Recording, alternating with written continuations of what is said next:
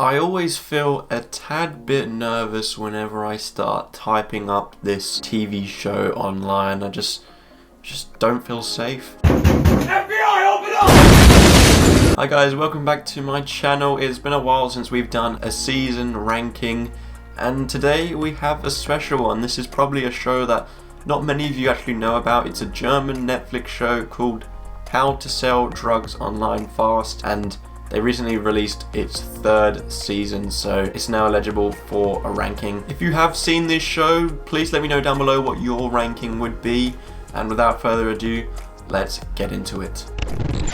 Easily coming in at third and last place is the newly released Season 3. Now, I say easily, it isn't a bad season, it's just severely weaker than those that came before it. And it does still maintain its lovable style and very fast-paced plot, making it one of the most bingeable shows on Netflix. For a season which is only 6 episodes of 35 minutes each, they tried to fit way too much in, and it just became a convoluted mess at times. In the previous season, we'll talk about it later on in this video, but this show does pay homage to Breaking Bad. In this season, however, they think they're on the same level with some things and try and pull off some big twists on the same pedigree which just don't really work and feel awkward. And just like a lot of seasons of TV shows, this one they bring in some new characters, or they give some characters we already know some more screen time. And to be honest, for the majority, what they did with that felt very out of character or just didn't add much at all. Like, I kind of get what they were doing with the ranger that comes in, but at the same time, very, very pointless. But overall, for returning viewers, this will just be as bingeable as before, though you will notice that this one is a bit worse than those that came before it. However, still a very enjoyable show which I had fun watching, but just not the best.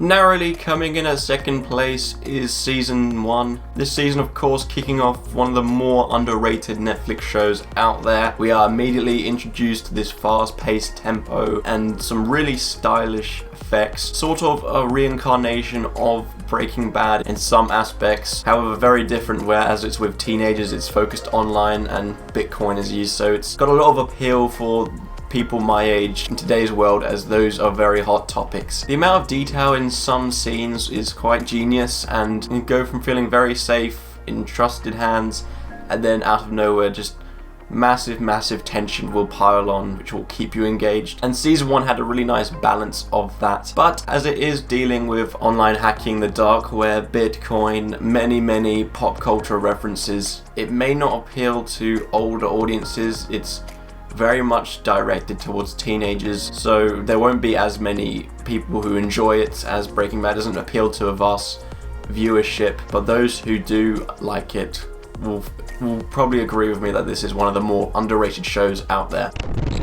But sneaking in at top spot in first place is Season 2. Season 2 essentially expands upon what Season 1 introduced in terms of its characters and plots, and develops them more, bringing in more interesting characters and plot lines. Characters like the Dutch, Kira, Lenny's new girlfriend. And just for our characters that we already know, especially the main three, they all do get nice arcs throughout, so they're a completely different person by the end. We are still treated to these stylish pop-ups where, you know, these characters could be talking about something the viewer doesn't know about, but because there's like a pop-up with a Wikipedia page or something, or some kind of narration, you instantly know what they're talking about, and therefore you are educated. So I found stuff like that very unique and quite enjoyable. One of the best things I take out of this show, so the viewer constantly knows what they're referring to. It does maintain that fast-paced plot that I was talking about, but as I mentioned, as there is only like 6 episodes of half an hour each, too much can happen in a short amount of time to keep up with. Like, if you went and listed every single thing that happened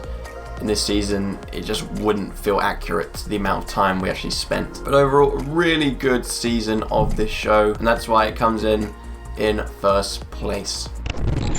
As I mentioned, let me know what your ranking of all these 3 seasons would be down below. If you aren't interested in seeing one of my old videos where I actually did a review on Season 2, I'll leave a clickable card up in the corner here. But anyways, I really hope you enjoyed. Please like and subscribe, and I hope to see you in my next video.